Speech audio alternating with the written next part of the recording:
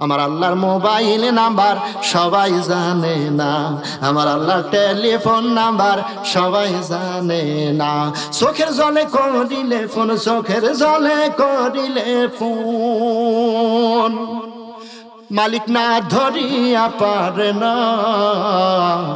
আমার আল্লাহর mobile number সবাই জানে না। তাহাজ্জুদে করিলে ফোন, তাহাজ্জুদে করিলে ফোন, মালিক না ধরিয়া পারে না। আমার আল্লাহর মোবাইল নাম্বার সবাই জানে না। আল্লাহ তাআলা কত বড় গুনাহগারকে ক্ষমা করে দিতে পারে, এই জিনিসটা আমার আপনার জেহেনে রাখা দরকার। কারণ শয়তান জীবন ভরা ধোঁকা দেয়। আল্লাহর হুকুম পালন করিস না, মরণের সময় ধোঁকা দেয়। জীবন ভরাই তো আল্লাহর নাফরমানি করছো, সেখন আর তওবা কইরা কি হবে, এই ধোঁকা দেয়। এই জন্য জেহেনে রাখা দরকার, আল্লাহ কত দয়ালু, কত কঠিন গুনাহগারকেও আল্লাহ মাফ করে দেয়। এমন একটা ঘটনা আপনাদের মাঝে বলতে চাই। নবীজি সাল্লাল্লাহু আলাইহি ওয়াসাল্লামের একজন বিশিষ্ট সাহাবী, নাম হলো হযরতে ওমর রাদিয়াল্লাহু তাআলা আনহু। নাম কি? হযরতে ওমর রাদিয়াল্লাহু তাআলা আনহু। রাস্তা দিয়ে যাচ্ছেন, এক টকবগে যুবক, টকবগে যুবক রাস্তার মধ্যে পড়ে কান্দে। যুবকের অস্থির কান্না দেখে হযরতে ওমর রাদিয়াল্লাহু তাআলা আনহু অস্থির হয়ে গেলেন। এই বয়সের যুবক কেন এত অস্থির হইয়া কান্দে? কানতে কানতে ব্যাকুল কেন হয়ে গেল? আস্তে কইরা যুবকের কাছে গিয়া বসলেন, হাতটা পিঠের মধ্যে লাগাইলেন, ডাক দিয়া বলে, যুবক, এই রাস্তার মধ্যে বসে বসে তুমি এইভাবে কাঁদতেছ কেন? পানি ছেড়ে দিয়া যুবক ডাক দিয়া বলে, নবীর সাহাবী, মারাত্মক এক ভয়ঙ্কর গুনাহ কইরা ফালাইছি গো সাহাবী। ও নবীর সাহাবী, আমি সিদ্ধান্ত গ্রহণ করছি, এই কান্না, এই গুনাহের আযাব, মারাত্মক যে গুনাহ করে ফেলাইছি, এই গুনাহ আমার আল্লাহর কাছ থেকে মাফ করাইতেই হবে। ওমর রাদিয়াল্লাহু তাআলা আনহু বললেন, ঠিক আছে, তুমি তওবা করো, খাঁটি তওবা করো। খাঁটি তওবা করলে নবীজি বলেছেন জীবনের গুনাহ মাফ। সুবহানাল্লাহ। ডাক দিয়া বলে, ওগো নবীর সাহাবী ওমর, আপনি আমাকে যত বুঝান, আমার কান্দন আপনি থামাইতে পারবেন না। আমার কান্দা থামবে তখন যখন আল্লাহ তাআলা জিবরাইল নবীজি সাল্লাল্লাহু আলাইহি সাল্লামের কাছে পাঠাইয়া দিয়া আমার ব্যাপারে পরিষ্কার নবীজির মুখ দিয়া বলবে, অমুকের গুনাহ মাফ হয়ে গেছে, তখনই আমার কান্না বন্ধ হবে। এর আগে আমার কান্না বন্ধ হবে না। আল্লাহু আকবার। আমরা তো গুনাহ করি, কোনো সময় কি করি না? তওবা করি না। আর যুবক যৌবনের তাড়নায় পড়ে, শয়তানের ধোঁকায় পড়ে, নফসের ধোঁকায় পড়িয়া গুনাহ কইরা অস্থি, গুনাহ মাফ করাইতে হবে। হযরতে ওমর রাদিয়াল্লাহু তাআলা আনহু বললেন, যুবক রে, তাহলে তো এখানে আর বৈশা কান্দা কোনো লাভ নাই, চলো নবীজির দরবারে যাই। কোথায় যাই? নবীজি সাল্লাল্লাহু আলাইহি ওয়াসাল্লামের কাছে যাই। এবার যুবক আমার আপনার নবী জনাবে মুহাম্মদুর রাসূল সাল্লাল্লাহু আলাইহি সাল্লামের কাছে চলে গেলেন। হযরত ওমর রাদিয়াল্লাহু তাআলা আনহু যুবককে নিয়া মসজিদে নববীর কাছে চলে গেলেন। মসজিদে নববীর কাছে গিয়া নবীজি বললেন, যুবক রে, তুমি বাহিরে একটু দাঁড়াও, আমি ভিতরের অবস্থা বুঝা নবীজির অনুমতি নিয়ে আসি। হযরত ওমর রাদিয়াল্লাহু তাআলা আনহু ভিতরে ঢুইকা দেখেন নবীজি সাল্লাল্লাহু আলাইহি ওয়াসাল্লাম বয়ান করতেছেন। সাহাবায়ে কেরাম সম্পূর্ণ আদব রক্ষা করে বয়ানগুলো শুনতেছেন। হযরত ওমর রাদিয়াল্লাহু তাআলা আনহু সেইখানে যাওয়ার পর উনি আর বসেন না, দাঁড়ায়া দাঁড়ায়া চোখের পানিগুলো ফেলতেছেন। নবীজি সাল্লাল্লাহু আলাইহি ওয়াসাল্লাম ডাক দিয়েছেন, ওমর এদিকে আসেন। হযরত ওমর রাদিয়াল্লাহু তাআলা আনহু নবীজির কাছে গেছেন, কি হয়েছে, চোখের পানি কেন?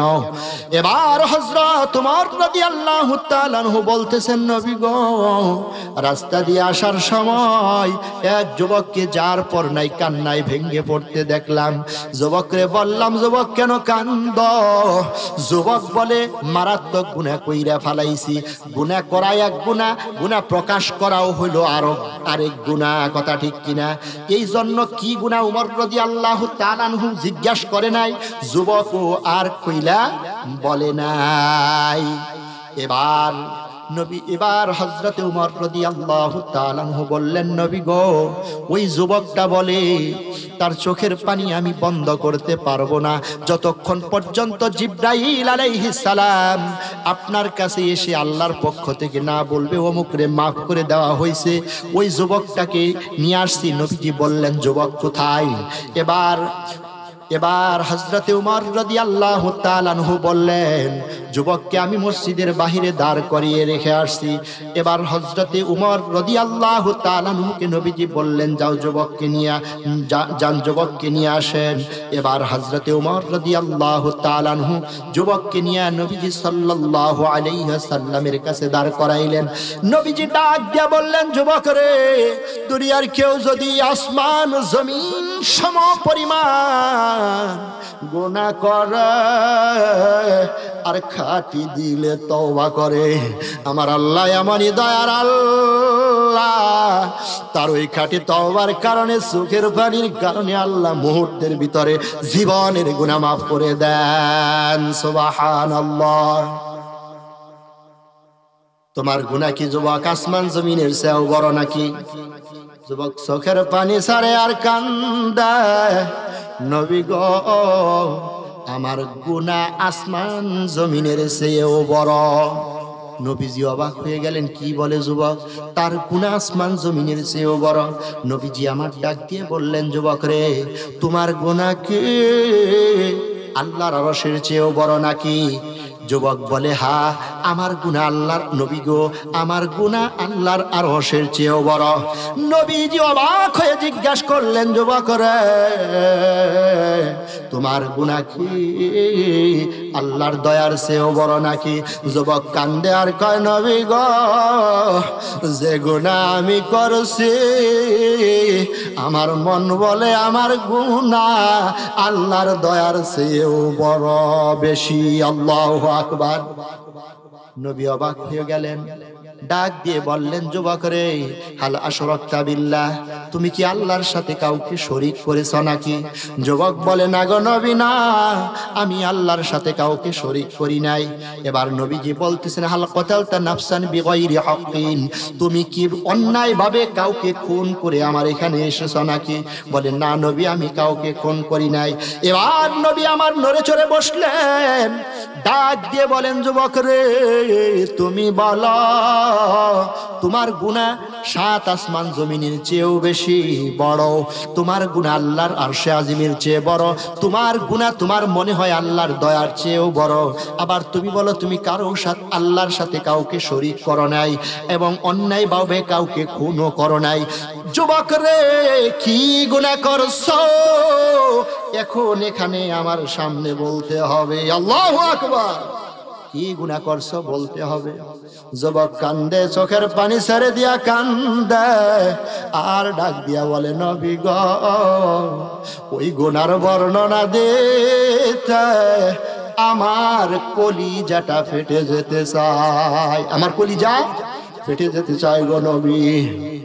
এই যে আপনার সাহাবীরা আপনার সামনে বসা, ওরা ওদের সংসার চালাবার জন্য, পরিবার চালাবার জন্য হালাল পন্থাকে বেছে নিয়েছেন জীবিকা নির্বাহের জন্য, জীবিকা নির্বাহের জন্য। নবী গো, আমি আমার ফ্যামিলি চালানোর জন্য হারাম একটা পথকে বেছে নিয়েছি। নবী সেই পথটার নাম হলো, মানুষ যখন কোনো জায়গায় মারা যায় আর নিয়ম অনুযায়ী কাফন, ওই গোসল করাইয়া কাফন পরাইয়া দাফন, জানাজা পরাইয়া দাফন করে আসে, রাতের গভীরে নবী আমি আমার সরঞ্জাম গুলো নিয়া ওই গোরস্থানের কাছে চলে যায়। গোরস্থানে গিয়া কবরটা খনন করে, কবর খনন করিয়া কবরে নাই মা ওই কাফনের কাপড়গুলো নিয়ে দূরের বাজারে বিক্রি করে। এইটা হলো আমার সংসার চালানোর জন্য রুজি রোজগারের পন্থা। নবী গো, গত কালকের ঘটনা, ওই যে আনসারী এক সাহাবে, এক যুবতী সুন্দরী কন্যা মারা গেল। আমিও মনে মনে সিদ্ধান্ত নিলাম, এই যুবতীকে যখন কবরের মধ্যে দাফন করবে, ওর কাফনের কাপড়গুলো আমি আজকে নিব। দিনের বেলায় সকলের সাথে মিলা জানাজা পড়লাম। রাত্রি যখন গভীর হয়ে গেল, নবী গেল রাত্রে, গভীর রজনীতে আমি আমার সরঞ্জাম নিয়া, ওই যে খন্তা নিয়া, শাবল নিয়া, কোদাল নিয়া রওনা হলাম। ওই যুবতীর কবরের কাছে চলে গেলাম। গভীর রজনীতে দুনিয়ার সব মানুষগুলো শুয়া পড়ছে, ঘুমাইয়া পড়ছে গো নবী। আমি আমার সরঞ্জাম দিয়া ওই নতুন কবরের সব কিছু উপর থেকে সরাইয়া আমি ওই কবরের মধ্যে নামলাম। যুবতী, সুন্দরী যুবতীর 5টা কাপড় একটা একটা টান দিয়ে আমি খুইলা হাতের মধ্যে নিলাম। এখন আমি কবর থেকে উঠব। এখনো পর্যন্ত কবর থেকে উঠি নাই। কবর থেকে ওঠার সিদ্ধান্ত নিছি, হাতের মধ্যে কাফনের কাপড়। এই সময় শয়তান আমার গাড়ে সোয়ার হয়ে গেল। শয়তান আমারে ধোঁকা দিতেছে জোয়া করে। 5টা মাত্র কাপড় নিয়ে ক্ষান্ত হয়ে গেলে, একটা বারের জন্য লাইটটা মাইরা দেখলেই না যুবতী কত সুন্দরী। নবীজি সাল্লাল্লাহু আলাইহি ওয়াসাল্লাম, আমি ওই শয়তানের ধোঁকার দ্বারা আক্রান্ত হয়ে গেলাম। লাইটটা মারলাম, দেখলাম আরে একদম উলঙ্গ যুবতী। দেখে দেখলাম সত্যিই তো যুবতী অত্যন্ত সুন্দরী। এবার শয়তান আমারে 2 নাম্বার ধোঁকা দিল যুবকরা। আশেপাশে তাকায়া দেখ কোনো মানুষ নাই। আর যুবতীর দেহের ভিতরে আত্মা নাই। তোরে কোনো কাজের জন্য বাধা দিতে পারবে না। আর তোর এই লাইফে, তোর এই জীবনে এইরকম সুন্দর যুবতীর সঙ্গে জিনা করার সুযোগও পাবি না, মজাও নিতে পারবি না। এখন এই সুযোগে তুই এই কাজটা করিয়া ফেল। নবী গো, আমি শয়তানের ধোঁকায় পইরা গেলাম। মরা লাশের সাথে আমি জিনার মধ্যে লিপ্ত হয়ে গেলাম। কাজটা যখন সম্পূর্ণ করলাম, আমি এখন কবর থেকে উঠে পড়ব। আমি আমার মনের কানের ভিতরে আওয়াজ পাই, আমাকে ওই যুবতী ডাক দিয়া বলে, যুবক রে, শত শত মুর্দারের সামনে আমার এইভাবে অপমান করলে, আমার ইজ্জতের উপর আক্রমণ চালাইলে, মনে রাখিস রে যুবক, যে হাসরের ময়দানে সমস্ত নবীরা দাঁড়াবে, সমস্ত সাহাবীরা দাঁড়াবে রে যুবক, সমস্ত ওলিরা দাঁড়াবে, সমস্ত মানুষ যে হাসরের ময়দানে দাঁড়াবে, ওই দিন তোর বিচার আমি আল্লাহর দরবারে দেব। আমিও সিদ্ধান্ত নিছি গো নবী, এই গুনার মাফ না হইলে আমি বাড়িতে যাব না। এই গুনার বর্ণনা যখন যুবক দিতেছেন, নবীজি অবাক দৃষ্টিতে যুবকের দিকে তাকাইয়া রইছে। মানুষে কি পারে এমন জঘন্য ধরনের গুনাহ করতে? নবীজি কমপ্লিট ঘটনা শোনার পর জবান দিয়া বের করলেন, সত্যি তো যুবক, তোমার গুনাহ মারাত্মক ভয়ঙ্কর, তোমার গুনাহ বড়ই মারাত্মক। যেই নবীজি বলছেন সত্যি তো যুবক, তোমার গুনাহ ভয়ঙ্কর, খুবই ভয়ঙ্কর, মারাত্মক।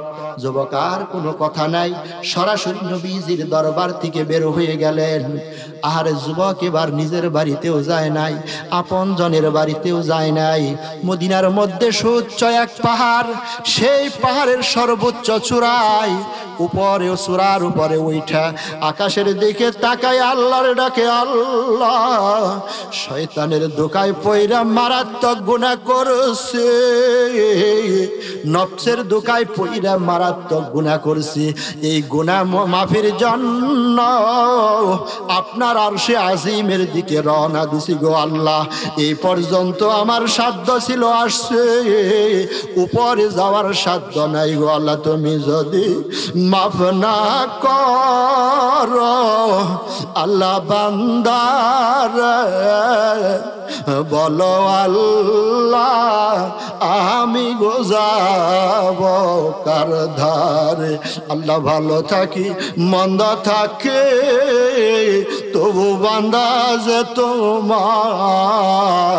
তোমার বান্দা তুমি বিনা আমি যাব কার দরবার। গুনাহের সাগরে হাবো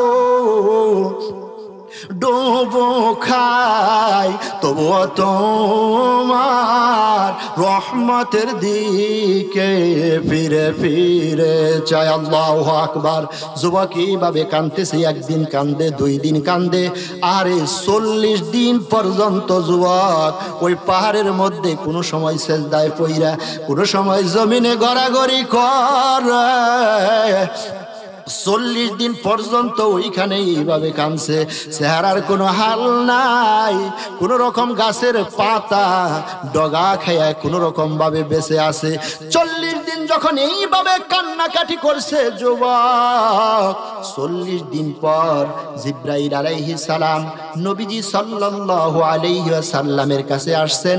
আয়েশা নবীজিকে সালাম দেয়, ওগো নবীজি আল্লাহ তাআলা আমারে আপনার কাছে পাঠাইছে 3টা প্রশ্ন করার জন্য। কয়টা প্রশ্ন? 3টা প্রশ্ন করার জন্য।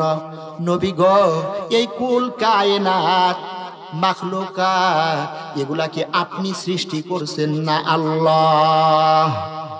নবী অবাক হয়ে গেলেন, জিবরাইল এটা কি কয়? কুল কায়নাত আমি সৃষ্টি করছি না আল্লাহ, এগুলা আমি সৃষ্টি করতে যাব কেন? এগুলা তো আল্লাহ সৃষ্টি করছে, খুদ আমি নবীকেও তো আল্লাহ সৃষ্টি করছি। সুবহানাল্লাহ। এটা বড় ভয়ঙ্কর কথা না? বাপ বেটায় ঝগড়া বাজছে, কি বাজছে? ঝগড়া লাগছে। মাইজায়া দৌড়িয়া মাতাব্বর ডাক দিছে, ও মুখ আসো গো। বাপ বেটায় যে অবস্থা, মারামারি লেগে যাবে। মাতাব্বর আসছে, ছেলের দিকে তাকায় কয়, এই ছেলে এটা কি তোর বাপ না? ছেলেও জানে এটা আমার বাবা, বাবাও জানে এটা আমার ছেলে, মাতাব্বরও জানে এটা ছেলের বাবা, তারপরেও বলে এটা তোর বাপ না। এটা তো একটা শান্ত ভাষায় ধমকি কথা, ঠিক কিনা? নবীও জানে কুল কায়নাতের স্রষ্টা হলেন আল্লাহ, জিবরাইলও জানেন কুল কায়নাতের স্রষ্টা হলেন আল্লাহ, আল্লাহও জানেন কুল মাখলুকাতের স্রষ্টা কে আল্লাহ। এরপরেও নবীজিকে জিজ্ঞাসা করতেছেন জিবরাইল আলাইহিস সালাম, নবীজি কুল কায়নাত কি আপনি সৃষ্টি করছেন না আল্লাহ সৃষ্টি করছেন? জিবরাইল আলাইহিস সালামের এই প্রশ্ন শুনে নবী অবাক হয়ে উত্তর দেয়, ভাই জিবরাইল এগুলা কি প্রশ্ন করছেন? আপনি কুল কায়নাতের স্রষ্টা আমি হতে যাব কেন? কুল কায়নাত তো আমার আল্লাহ সৃষ্টি করছেন, খোদ আমি নবীকেও তো আমার আল্লাহ সৃষ্টি করছেন। এবার জিবরাইল আলাইহিস সালাম 2 নম্বর প্রশ্ন করতেছে, ওগো নবীজি এই কুল কায়নাতের রিজিক কি আপনি দেন না আল্লাহ দেন? নবী অবাক হয়ে গেলেন, কি বলেন এগুলা আপনি ভাই জিবরাইল? কুল কায়নাতের রিজিক আমি দিব কেন? এই কুল কায়নাতের রিজিক তো আমার আল্লাহ দেন, আমার রিজিকও তো আমার আল্লাহ দেন। 3 নম্বর প্রশ্ন করতেছে, নবী গো কুল কায়নাত মিলা যদি আল্লাহর নাফরমানি করে, এই নাফরমানিকে ক্ষমা করার দায়িত্ব কি আপনার না আল্লাহর? সুবহানাল্লাহ। এবার হযরত নবীজি সাল্লাল্লাহু আলাইহি ওয়াসাল্লাম বললেন, কি বলেন ভাই জিবরাইল? কুল কায়নাত আল্লাহর অপরাধ করলে এগুলা ক্ষমা করার জন্য আমি যাব কেন? এগুলা তো আমার আল্লাহই ক্ষমা করে থাকেন, আমাকেও তো আমার আল্লাহই ক্ষমা করে থাকেন। সুবহানাল্লাহ। এবার জিবরাইল আলাইহিস সালাম বলতেছেন, নবী গো, আজ থেকে 40 দিন আগে একটা যুবক আপনার কাছে এসেছিল মারাত্মক এক গুনাহ কইরা, তওবার পানি দিয়া গুনার গুলা ধুইতে আসছিল। আপনি যখন তাকে বললেন সত্যি তো তোমার গুনাহ বড়ই মারাত্মক, তখন যুবক আপনার কাছ থেকে বের হয়ে গেল। বের হওয়ার পর কোথায় গেছে আপনি জানেননি? নবীজি বলেন, না আমি তো জানি না। জিবরাইল আলাইহিস সালাম ডাক দিয়া বলে, নবী গো, ওই যুবক নিজের বাড়িতে যাই নাই। আহারে যুবকটা আল্লাহু আকবার, আল্লাহু আকবার, ওই যে আপনজন আত্মীয় স্বজন অনেক আছে তাদের বাড়িতেও যায় নাই। অমুক পাহাড়ের মধ্যে গিয়া যুবক 40টা দিন পর্যন্ত, 40টা দিন ভরা, কোন সময় গড়াইয়া গড়াইয়া, কোন সময় সেজদায় পইরা আল্লাহর দরবারে কান্দে। নবী আপনার ভিআইপি সাহাবীগুলা অমুক পাহাড়ে পাঠায়া দেন, সাহাবীদের মাধ্যমে আপনি ওই যুবককে আপনার কাছে হাজির করুন। আপনার জবান দিয়া ঘোষণা দেন, আল্লাহ তার ওই গুনাহকে মাফ করে দিয়েছেন। সুবহানাল্লাহ। ও আল্লাহর বান্দারা, আমরা যদি গুনাহ করতে করতে করতে করতে আসমানও ভৈরা ফালাই, তবুও কিন্তু নিরাশ হওয়া যাবে না। আমার আল্লাহ এত দয়ার আল্লাহ, যদি খাঁটি দিলে তওবা করে আল্লাহকে ডাক দিতেই পারি, আল্লাহ তাআলা মুহূর্তের ভিতরে আমার আপনার জীবনের গুনাহ মাফ করে দিবেন। সুবহানাল্লাহ। এক যুবক কথার কথা এমন কোনো গুনাহ নাই যুবক করে নাই। যুবক না, এক বৃদ্ধা 70 বছর বয়স। কয় বছর বয়স? 70 বছর বয়স হয়ে গেছে, এমন কোনো গুনাহ নাই 70 বছরে কথার কথা সে করে নাই। 70 বছর পর সে চিন্তা করতেছে নীরবে, চোখের পাওয়ার জ্যোতি ছিল ভালো, আস্তে আস্তে কইমা যাইতেছে। আহারে চামড়া ছিল টাইট হয়ে যাইতেছে, লুজ হয়ে যাইতেছে, লুজ। এবার আমার তো এখন কবরে যাওয়ার সময় আস্তে আস্তে ঘনিয়ে আসতেছে। কি করা যায়? অমুক জায়গায় মাহফিল, ওই মাহফিলে যাই, দেখি কি জানি ওখানে গিয়া কোনো পরিবর্তন হয় নাকি আমলের নিয়তে মাহফিলে আসছে। কবর জগতের শাস্তির কথা আলোচনা বক্তা করছে, তার ভিতরে কম্পন সৃষ্টি হয়ে গেছে। আমি কথার কথা এমন কোনো গুনাহ নাই, করি নাই। আর হুজুর যে কথা বললেন কবরে গেলে এই আযাব তো সহ্য করার যোগ্যতা আমার দেহের ভিতরে নাই। ওয়াজের শেষে গিয়া হুজুর রে ধরছে, হুজুর আমি তো কথার কথা এমন কোনো গুনাহ নাই, আমি করি নাই, আমার এই গুনাহ থেকে মুক্তির এখনো কোনো পথ আছে নাকি? বয়স আমার 70। হুজুর বলছেন, বাবা এখনো যদি খাঁটি তওবা করতে পারেন, আল্লাহ তাআলা আপনার জীবনের গুনাহ মুহূর্তের ভিতরে মাফ করে দিবেন। সুবহানাল্লাহ। বুড়াও এবার সিদ্ধান্ত নিছেন, আজ থেকে খাঁটি তওবা করলাম, জীবনে এক ওয়াক্ত নামাজ ছাড়বো না। পারবো ইনশাআল্লাহ আমরা এক ওয়াক্ত নামাজ ছাড়বো না।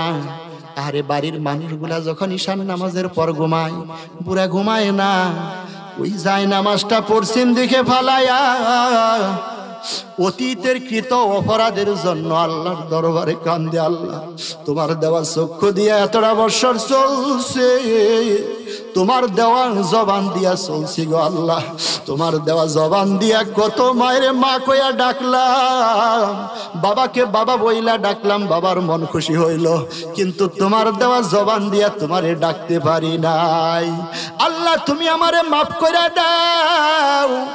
এইভাবে বৃদ্ধ কান্দে, দীর্ঘদিন কানতে কানতে হঠাৎ একদিন গাইবি আওয়াজ, বুড়ারে 70টা বছর আল্লাহর দেওয়া চোখ, আল্লাহর দেওয়া জবান, আল্লাহর দেওয়া মেধা, আল্লাহর নাফরমানির মধ্যে ব্যয় করছ, তোমারই এই কৃত অপরাধের কারণে তোমার নামটা জাহান্নামীদের খাতায় লেখা হয়ে গেছে। কোথায় লেখা হয়েছে?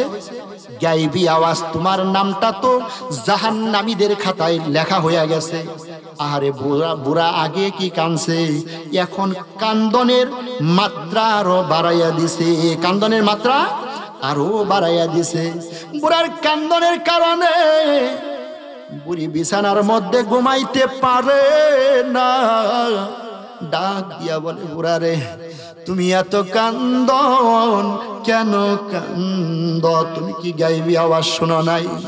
তোমার নামটা তো জাহান্নামের খাতায় লেখা হইয়া গেছে। বুড়া এবার বিনায়া বিনায়া বলে, বোরে আমার নামটা আল্লাহ জাহান্নামীদের খাতায় লেখছে। আল্লাহ ভুল করে নাই, আল্লাহ ঠিকই লেখছে। তার দেওয়া চক্ষু দিয়া চলছে, তার দেওয়া পাও দিয়া চলছে, তার দেওয়া হাত দিয়া চলছি, এগুলা আল্লাহরই নাফরমান। আল্লাহর দেওয়া জিনিস দিয়ে আল্লাহর নাফরমানি করছি, আল্লাহ ঠিকই লেখছে, আল্লাহ ভুল লেখে নাই। তে বুড়া তারপরেও তুমি কেন কান্দ? বুড়া চোখের পানি ছেড়ে দিয়া বলে, বোরে তুই জানাস না আল্লাহর দরজা ছাড়া আমার আর কোনো দরজা নাই, আল্লাহর দরবার ছাড়া আমার আর কোনো দরবার নাই। আল্লাহ যদি আমারে মাফ করে তারপরেও আমার আল্লাহর দরবারে যাওয়া লাগবে। আল্লাহ যদি আমারে মাফ নাও করে তারপরেও আমার আল্লাহর দরবারে যাওয়া লাগবে। এই কথাগুলা যখন বুড়া কান বিনায়া বিনায়া বলে, গায়েব থেকে আসলো বুড়া, তোমারই যে এই 70 বছর বয়সে যখন আল্লাহর দরজা ছাড়া আর কোনো দরজা তুমি দেখলাই না, আল্লাহর দরবার ছাড়া যখন আর কোনো দরবারে গেলাই না, বুড়া যাও যাও যাও, তোমার এই কাজের বিনিময়ে আল্লাহ তাআলা তোমার জীবনের গুনাহ মাফ করে দিয়েছে। সুবহানাল্লাহ। আল্লাহ তাআলা আজকে আমাদেরকে খাঁটি তওবা করে 5 ওয়াক্ত নামাজ পড়ার তৌফিক দান করুন, সকলেই বলি আমিন। যা কিছু আলোচনা হলো আল্লাহ আমাদের সকলকে আমল করার তৌফিক দান করুন। আসসালামু আলাইকুম ওয়া রাহমাতুল্লাহি ওয়া বারাকাতুহু।